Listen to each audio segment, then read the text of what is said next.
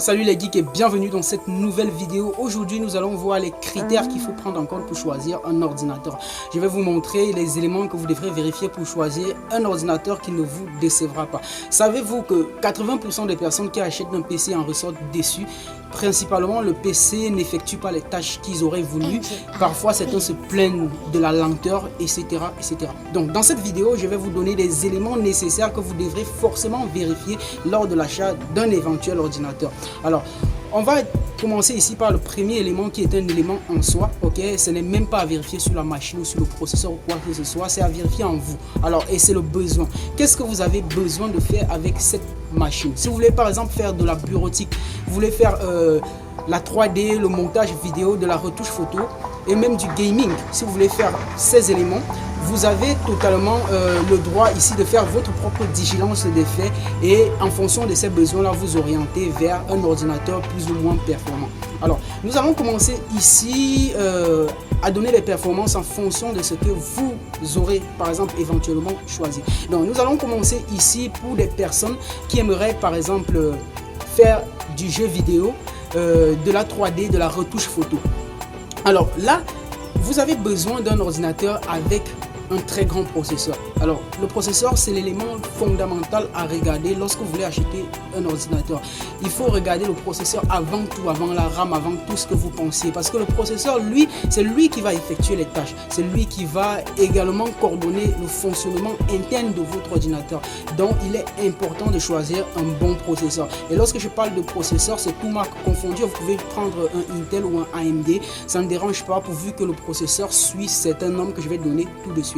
Premièrement, c'est la fréquence de votre processeur. Si vous voulez faire de la retouche photo, du montage vidéo, du gaming, vous devrez choisir un processeur qui a au minimum 3 GHz et cela de manière ascendante, c'est-à-dire en montant. Vous ne devrez pas prendre un processeur qui a de 3 Go en descendant. Ça ne fonctionnera pas, les performances seront minables. Alors, il faut savoir également que lorsqu'on parle de processeur, on parle beaucoup moins de la fréquence comme dans les générations précédentes. Ici, on parle plus de la notion aussi de cœur. Alors, saviez-vous, c'est très important de choisir un processeur qui a un bon nombre de cœurs. Savez-vous qu'un processeur Core i5 de 3,6 GHz avec 6 cœurs est plus puissant qu'un processeur Core i7 4 GHz avec 4 cœurs.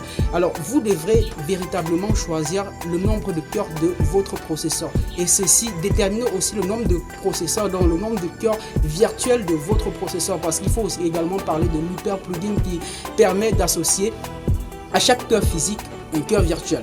Donc après avoir choisi la fréquence et le nombre de cœurs de votre processeur, il est temps de passer à la carte graphique. La carte graphique, c'est l'élément qui va vous permettre d'afficher des éléments à l'écran, que ce soit des objets complexes les uns comme les autres. Vous avez besoin d'une carte graphique. Alors, nous allons d'abord partir pour les personnes qui aimeraient faire de la bureautique. Si vous voulez par exemple faire de la saisie Excel, PowerPoint et tout, vous n'avez pas besoin de choisir un ordinateur avec une carte graphique intégrée Nvidia ou tout simplement AMD. Vous prenez un ordinateur normal Intel avec un chipset graphique intégré. Saviez-vous que Intel intègre un chipset graphique directement sur son processeur pour permettre ici d'afficher quand même quelque chose à l'écran? Donc si votre but est tout simplement de faire de la bureautique et autres, de faire des choses qui ne demandent pas de performance, c'est mieux de choisir un processeur qui possède un chipset graphique et le coût sera vraiment très faible par rapport à un ordinateur qui a véritablement une carte graphique différente et hors du processeur. Maintenant, nous allons parler, après la carte graphique, nous parlerons du disque dur. Le disque dur est intéressant puisque notamment aujourd'hui, il existe deux types de disques durs. Et cela, c'est depuis des années aussi également. Donc, on a le disque dur SSD, Solid State Drive, et on a à côté le HDD, Hard Disk Drive. Alors, vous devrez choisir pas la capacité du disque dur parce que ça ne m'intéresse pas. Vous pouvez upgrade votre disque dur tant que vous le voulez. Donc, la capacité n'est pas vraiment un besoin en soi. Donc, c'est pas quelque chose qui influence totalement les performances de l'ordinateur. Donc, ce qui influence les performances de votre machine, c'est le type de disque dur qu'il y a dans votre machine. Par exemple, si vous voulez lancer plus vite les applications, si vous voulez jouer aux jeux vidéo, ok, c'est mieux d'acheter un disque dur SSD, d'acheter un ordinateur qui possède un gros SSD interne. Par exemple, ici, un SSD sera 50 fois plus rapide qu'un HDD, ok. Donc, c'est mieux pour vous de choisir un ordinateur qui possède un SSD. Ensuite, c'est la taille de l'écran. L'élément à vérifier également, c'est la taille de l'écran. Mais ici, c'est un besoin en soi. Tout va entre confort visuel et encombrement de la machine. Si vous voulez quelque chose qui est très grand, qui va vous permettre, vous allez installer dans votre salon, etc. Vous choisissez même un écran plat, après vous utilisez un cordon HDMI pour projeter de l'image depuis l'unité centrale. Alors ici, ce sont des éléments nécessaires que vous devez vérifier avant l'achat de votre PC. Alors nous allons récapituler, nous allons dire le processeur, la carte graphique, le disque dur, la taille de l'écran. Et je n'ai pas parlé de RAM dans cette vidéo tout simplement parce que la RAM est une notion d'upgrade aussi. On peut refaire totalement la RAM, mais le plus important pour vous, si vous voulez une bonne RAM, c'est de vérifier si votre machine est capable de prendre beaucoup de barrettes de RAM.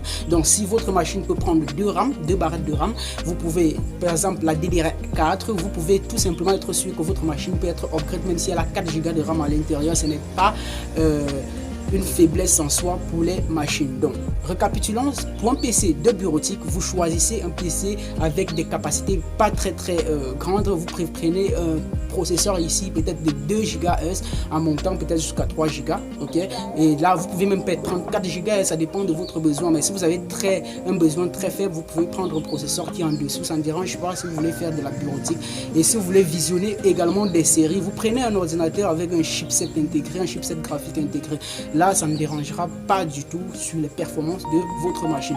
Alors, si vous avez aimé cette vidéo et vous voudrez une vidéo vraiment pratique où je vous illustre comment vérifier non seulement le processeur, la fréquence, le nombre de cœur de votre processeur, n'hésitez pas à me le dire en commentaire. Et si vous voulez également acheter une machine, vous pouvez également m'écrire pour que je puisse vous recommander des personnes qui vendent des très bons PC et ils pourront vous donner des conseils sur place sur comment choisir votre PC. Ensemble, c'était Dongle et merci d'avoir suivi cette vidéo jusqu'à la fin.